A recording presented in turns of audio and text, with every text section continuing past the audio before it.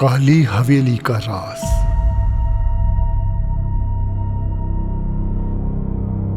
रात के ठीक 12 बज रहे थे। कराची से कुछ फासले पे एक पुरानी और वीरान हवेली थी जिसे लोग काली हवेली कहते थे। दिन के वक्त भी लोग उसके करीब जाने से घबराते थे क्योंकि बरसों से वहां अजीबोगरीब आवाजें सुनाई देती थी। कहते थे जो शख्स भी रात के वक्त इस हवेली में दाखिल होता है वो या तो पागल हो जाता है या फिर कभी वापस नहीं आता। एक दिन 4 दोस्त अली, ज़हीन, फहद और साजिद उन अफवाहों की हकीकत जानने निकल पड़े। ये सब लोगों की बनाई हुई कहानियां हैं, अली ने हंसते हुए कहा। फहद ने मोबाइल की टॉर्च जलाते हुए कहा, चलो आज पता चल ही जाएगा। रात के 12:10 पर वो हवेली के टूटे हुए दरवाजे से अंदर दाखिल हुए। अंदर हर तरफ मकड़ियों के जाले और टूटी हुई तस्वीरें पड़ी थी। अचानक ऊपर वाली मंजिल से किसी के चलने की आवाज आई। चारों ने एक दूसरे की तरफ देखा। ऊपर कोई है। वो आहिस्ता आहिस्ता सीढ़ियां चढ़ने लगे। जैसे ही वो ऊपर पहुंचे आवाज अचानक बंद हो गई। कमरे का दरवाजा आहिस्ता आहिस्ता खुद ही खुल गया। अंदर सिर्फ एक पुरानी कुर्सी थी जो खुद ब खुद हिल रही थी। हवा भी बिल्कुल बंद। ये कैसे मुमकिन है? साजिद की आवाज कांप रही थी। इतने ही में दीवार पे लगी एक पुरानी घड़ी अचानक चलने लगी। 12 मर्तबा घंटी बजी।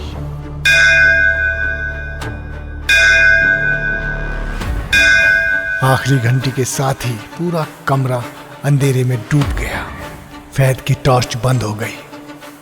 किसी ने मेरा हाथ पकड़ा है, वो जोर से चीखा। मैंने नहीं पकड़ा, अली ने जवाब दिया। मैंने भी नहीं। फिर फहद के कान के करीब एक सर्द आवाज गूंजी। तुम लोग यहां क्यों आए हो? चारों के जिस्म कांप उठे। जैसे ही रोशनी वापस आई तो फहद के हाथ पर 5 उंगलियों के सुर्ख निशान बन चुके थे। चलो यहां से, वो दौड़ते हुए नीचे उतरने लगे। लेकिन सीढ़ियां खत्म होने का नाम ही नहीं ले रही थी। वो जितना नीचे जाते रहे उतनी ही नई सीढ़ियां सामने आती रहीं। आखिरकार वो दोबारा उसी कमरे में पहुंच गए। अब वहां कुर्सी पर एक बूढ़ी औरत बैठी थी। उसकी सफेद आंखें थी, बाल जमीन तक लटक रहे थे। वो आहिस्ता आहिस्ता मुस्कुराई। तुम बहुत देर से मेरा इंतजार कर रहे थे, अली ने हिम्मत करके पूछा। तुम कौन हो? औरत ने जवाब दिया, मैं इस हवेली की आखिरी मालिक हूं। 50 साल पहले मुझे धोखे से कत्ल किया गया था। उस दिन से जो भी यहां आता है वो मेरा मेहमान बन जाता है। ये कहते ही वो अचानक गायब हो गई। अगले ही लम्हे पूरा कमरा बच्चों के कहकों से गूंज उठा। लेकिन वहां कोई बच्चा मौजूद नहीं था। ज़हीन ने मोबाइल निकाला ताकि वीडियो बना सके। स्क्रीन पर चारों दोस्त तो नजर आ रहे थे, लेकिन उनके पीछे एक स्याह लिबास में लंबा शख्स भी खड़ा था। उसका चेहरा मुकम्मल स्याह था, सिर्फ 2 सफेद आंखें चमक रही थी। ज़हीन ने फौरन पीछे मुड़कर देखा तो वहां कोई नहीं था। जब दोबारा मोबाइल देखा तो वह स्याह शख्स अब पहले से ज्यादा करीब आ चुका था। एक एक कदम वो उनके करीब आ रहा था। अचानक मोबाइल बंद हो गया और पूरा कमरा यकबास्ता हो गया। सांस से धुआं निकलने लगी और दीवारों पर खून जैसे सुर्ख अल्फाज उभर आए। अब तुम वापस नहीं जा सकते। साजिद रोने लगा। हमसे गलती हो गई है, हमें जाने दो। अचानक हवेली के हर कमरे से दरवाजे जोर जोर से बंद होने लगे। पूरा मकान हिलने लगा। चारों एक खिड़की की तरफ भागे। अली ने पूरी ताकत से शीशा तोड़ा और सब बाहर कूद गए। वो जान बचाकर दौड़ते रहे। काफी दूर जाकर जब उन्होंने पीछे देखा तो हवेली गायब हो चुकी थी। उसकी जगह सिर्फ एक खाली मैदान था। ये कैसे हो सकता है? फहद ने कांपती हुई आवाज में कहा। उन्होंने सोचा कि शायद ये सब वहम था, लेकिन अगली सुबह जब ज़हीन ने अपना मोबाइल खोला उसमें रात की एक तस्वीर महफूज थी। तस्वीर में चारों दोस्त खड़े थे और उनके दरमियान वही सफ़ेद आंखों वाली बूढ़ी औरत मुस्कुरा रही थी। हालांकि तस्वीर लेते वक्त वहां कोई मौजूद नहीं था। ज़हीन ने घबराकर तस्वीर डिलीट करना चाही, लेकिन तस्वीर डिलीट नहीं हुई और उसके बजाय स्क्रीन पर एक नया पैगाम जाहिर हुआ। आज रात मैं तुम्हारे घर आऊंगी। उसी लम्हे पूरे कमरे की बिजली चली गई। हर तरफ मुकम्मल अंधेरा छा गया और अंधेरे में किसी औरत की आहिस्ता हंसी सुनाई दी। ज़हीन ने कांपते हुए मोबाइल की टॉर्च जलाई। सामने दीवार पर एक साया खड़ा था, लेकिन कमरे में उसके अलावा कोई मौजूद नहीं था। वो साया आहिस्ता आहिस्ता उसकी तरफ बढ़ने लगा। ज़हीन ने फौरन दरवाजा खोला और बाहर भाग गया।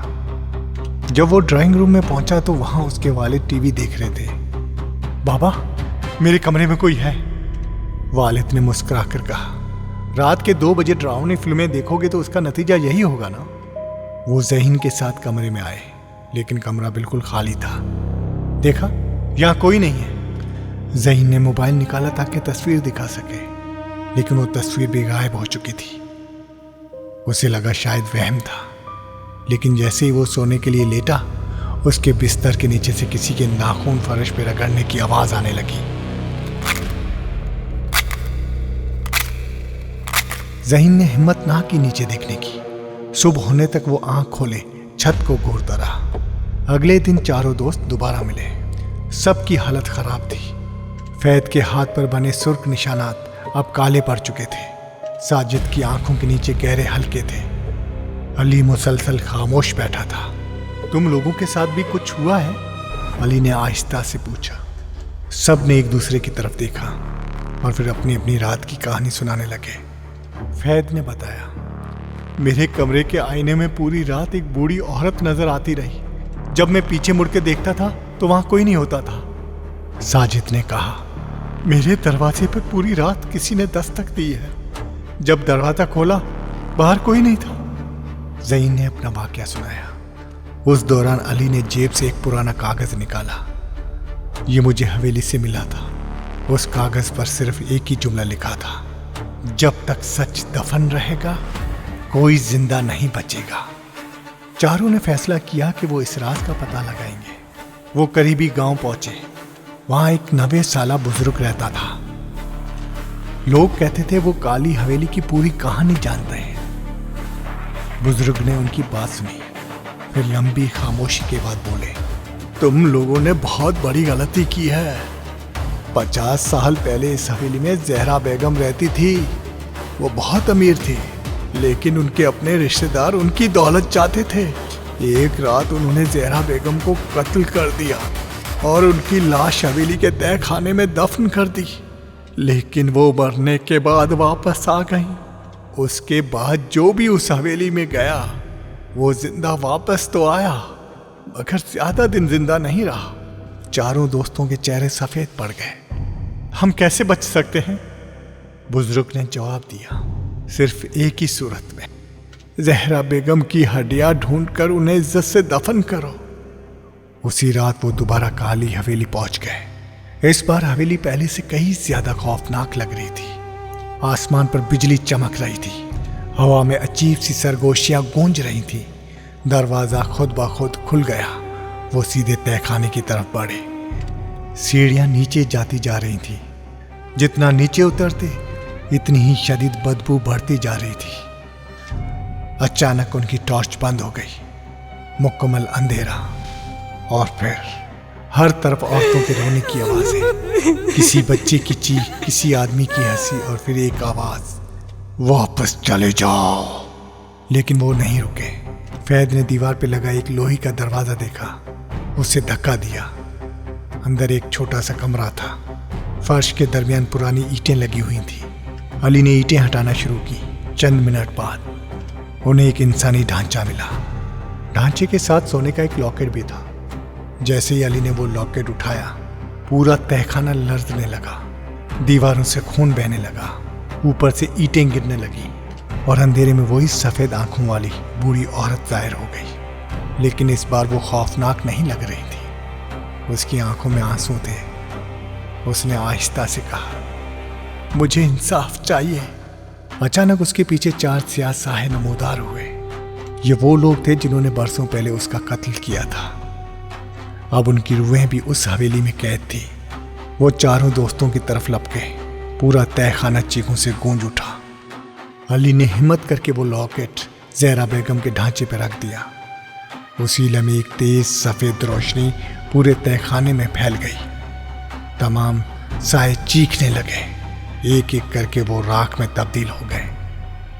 ज़हरा बेगम ने पहली बार मुस्कुरा कर कहा, शुक्रिया, और फिर वो भी रोशनी में गायब हो गई। हवेली में मुकम्मल खामोशी छा गई। चारों दोस्त बाहर निकल आए।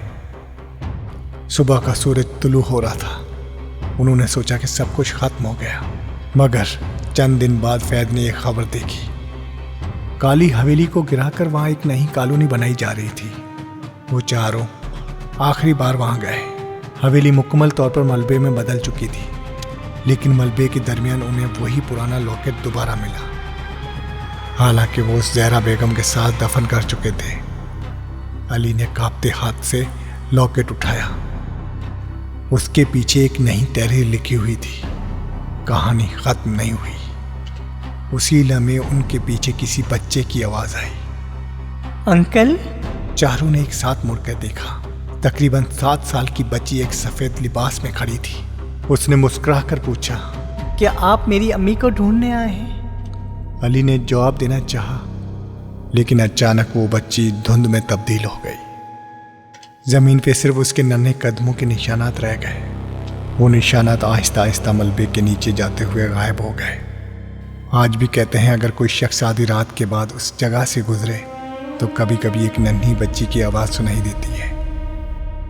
क्या आप मेरी अम्मी को ढूंढने आए हैं? और अगर कोई उसकी आवाज़ का जवाब दे दे तो अगली सुबह वहाँ सिर्फ उसके कदमों के निशानात मिलते हैं। उस इंसान का कोई नाम और निशान कभी नहीं मिलता, क्योंकि कुछ राज वक्त के साथ दफन नहीं होते। वो सिर्फ अगले शिकार का इंतजार करते हैं।